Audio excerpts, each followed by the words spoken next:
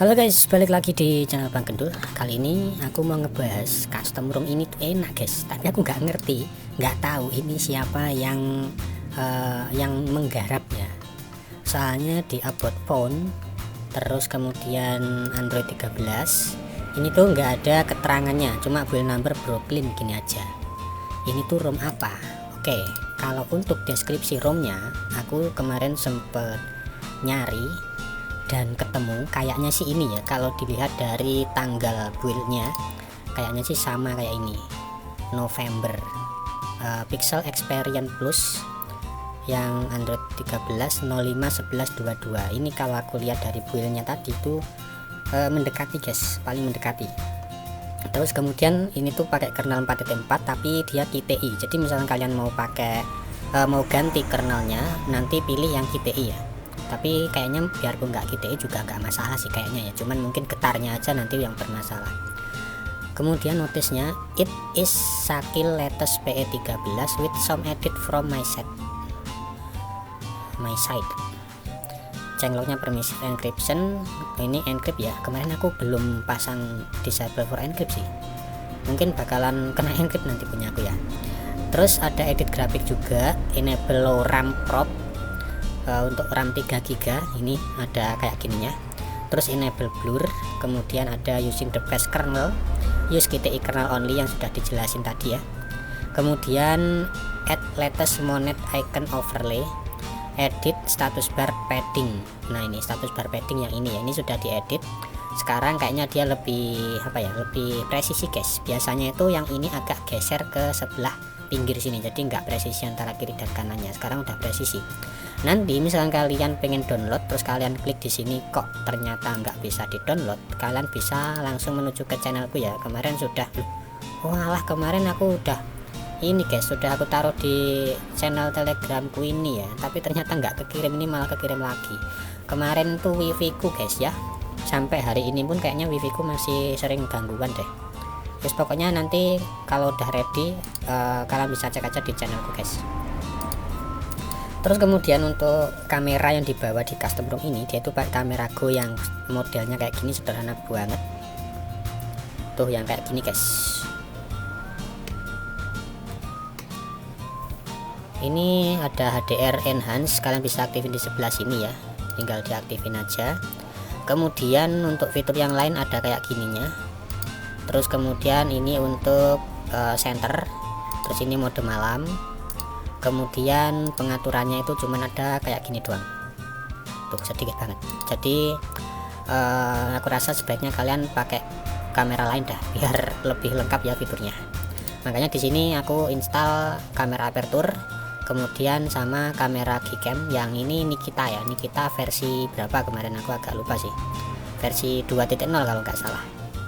Kemudian ada FM radio, terus ada perekam recorder ya yang kayak gini. Ini perekam suara guys ya.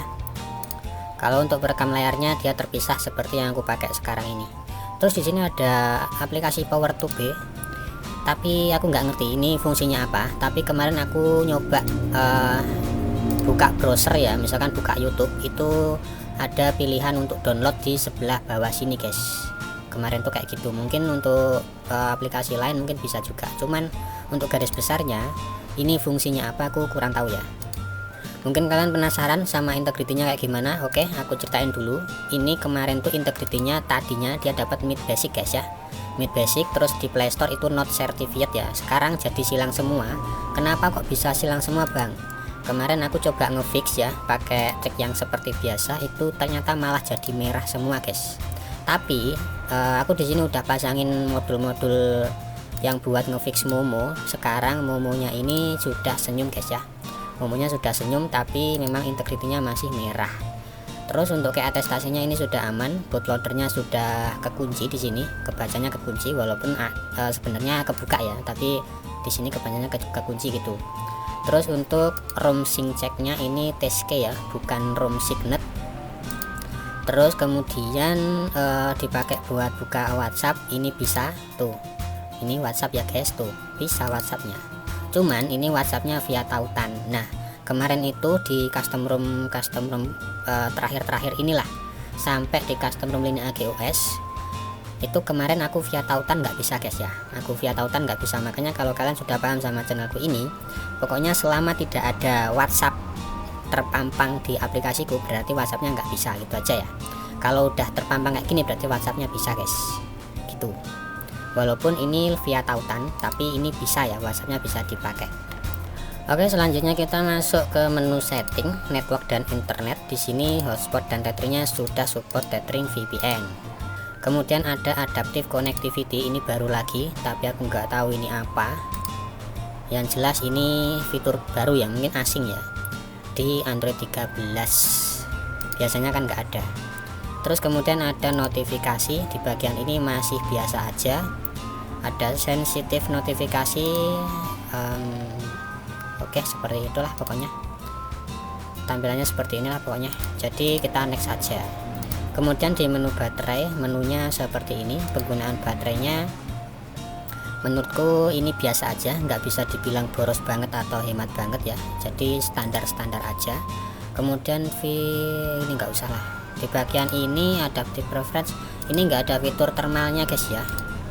Kemudian next kita ke menu storage ya. Untuk menu storage sistemnya kebaca 1,1, ini masih belum akurat ya, seharusnya ya mungkin di atas 11 GB lah kalau untuk Android 13 itu harusnya.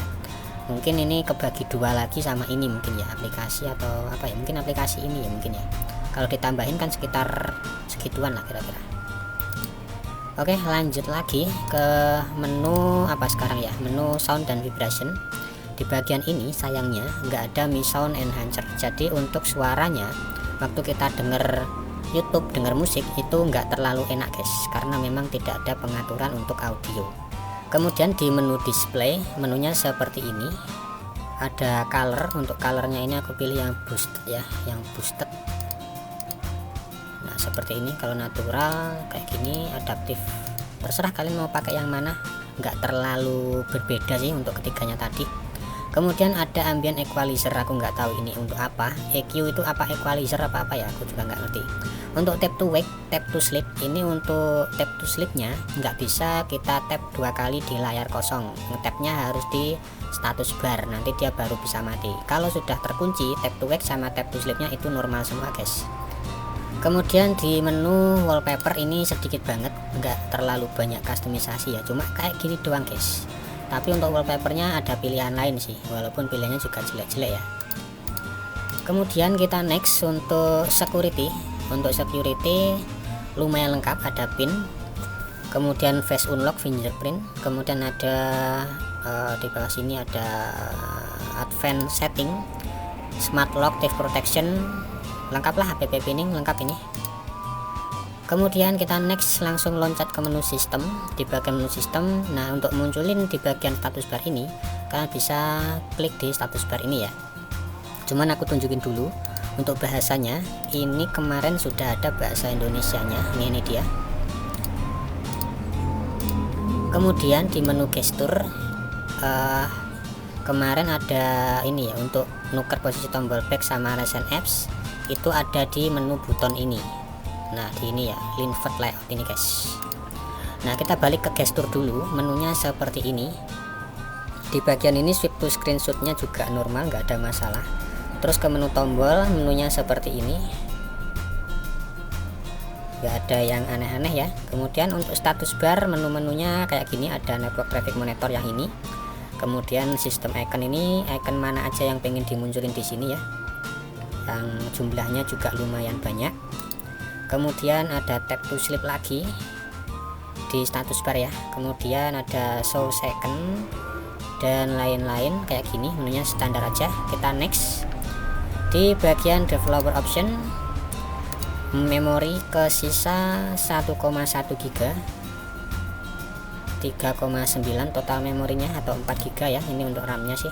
Terus untuk running services ya, running services ini 1,5, ini masih standar sih. Aku juga nggak terlalu yakin sih sebenarnya ini untuk RAM 3 GB ngatasi apa enggak, tapi selama aku pakai di RAM 4 ini nyaman guys, nyaman aja. Aku tadi sempat ngetes pakai MLBB, itu masih playable asalkan memang wifi kalian bagus. di hari-hari kemarin aku coba wifi-nya itu nggak bagus, jadinya kurang enak. Kemarin tadi malam itu sudah mulai stabil wifi-ku, jadi aku tes nggak ada masalah guys. Kita next, selanjutnya di menu recent apps ada tombol screenshot sama select. Terus kalau mau clear all harus ke ujung sini dulu. Untuk menunya ini ada split, freeform, pause. Terus untuk menu quick settingnya ini standar aja dan sudah aku pilih ke bagian atas, walaupun nggak semuanya yang aku pilih, tapi bawahnya ini lumayan lengkap guys ya. Tuh kayak gini, masih ada lagi di bawahnya kayak gini. Tuh masih banyak, karena memang aku pilih yang ya minimalis saja, maksudku biar gitu.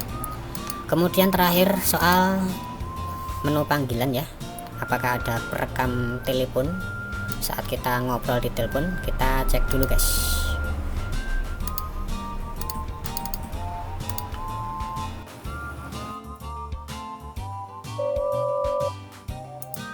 Dan ternyata ada guys ya, ini ada menu recordnya di sini. Oke, jadi kira-kira kayak gitu untuk review custom ROM kali ini. Ini soal dipakai slide-slide gini harian ini oke banget ya, nggak ada masalah, stabil banget. Kameranya pun juga dipasangin Gcam, itu stabilizernya bisa berfungsi kedua-duanya, termasuk yang aperture yang Gcam nih kita tadi juga berfungsi untuk stabilizernya, jadi mantap banget. Kalian bisa pakai custom ROM ini untuk harian. Oke, kalau untuk gaming masih playable tapi kurang cocok kalau menurutku. Thank you udah nonton, see you, bye bye.